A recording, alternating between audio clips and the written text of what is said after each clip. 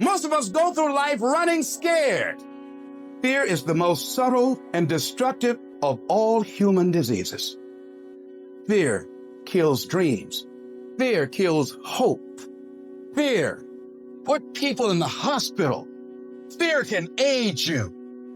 Fear, ladies and gentlemen, can hold you back from doing something that you know within yourself that you're capable of doing, but it will paralyze you. And I ask you a question, what is the benefit?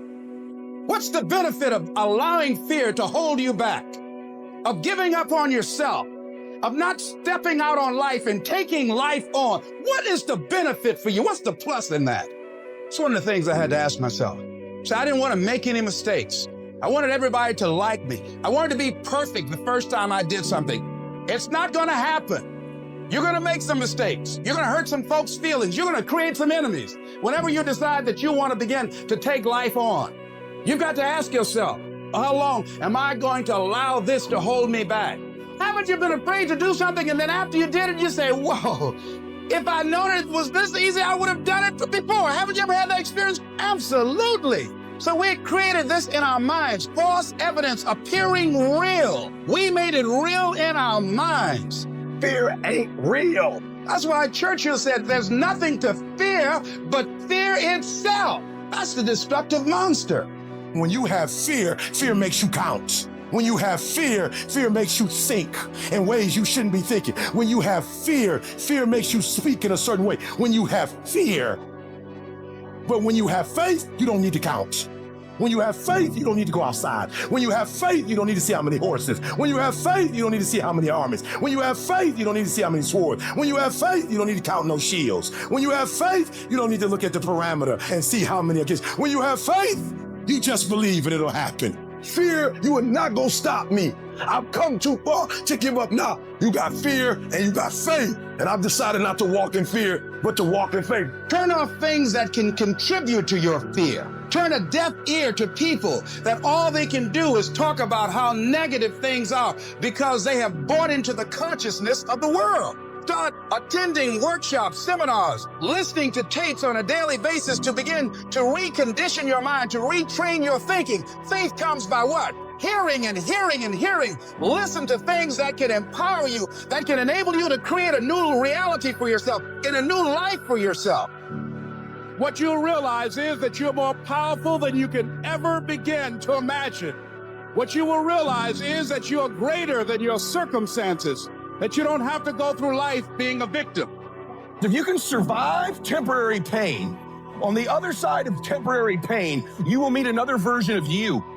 Which, by the way, all pain is temporary. The only thing permanent is our soul. Even our bodies are temporary. So all pain, no matter what it is temporary. And if you can survive it, on the other side of it, you will meet personality traits, emotions, thoughts, people, circumstances, versions of you that you didn't know existed before.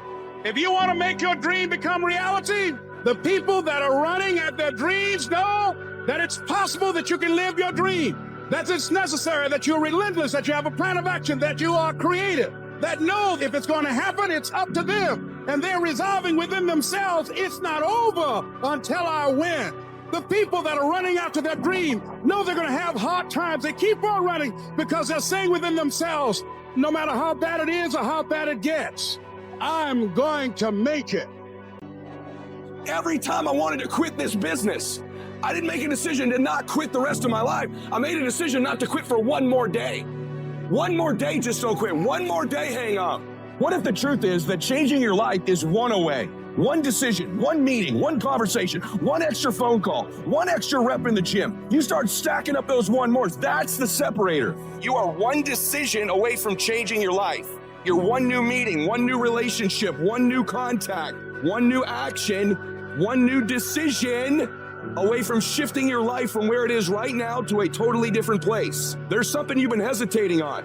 There's a contact you need to make. There's a job you need to quit. I don't know what it is, but I know there's a decision that you need to make to take you to the next level, because decisions shape our destiny when they're backed up by some massive ass action. But you can't take the action if you don't decide.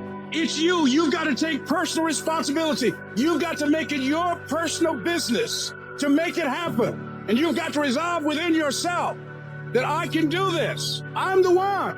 I'm the one. I'm the one to make this happen. I'm the one to become successful in this business. It's possible. I can live my dream. It's necessary. I work on myself. It's me. I've got to make it happen. In a matter of one moment, one decision, one day, your life can change in a moment. And if you don't know that, you will miss them when they show up. But what if you believe that and you live in anticipation of finding them?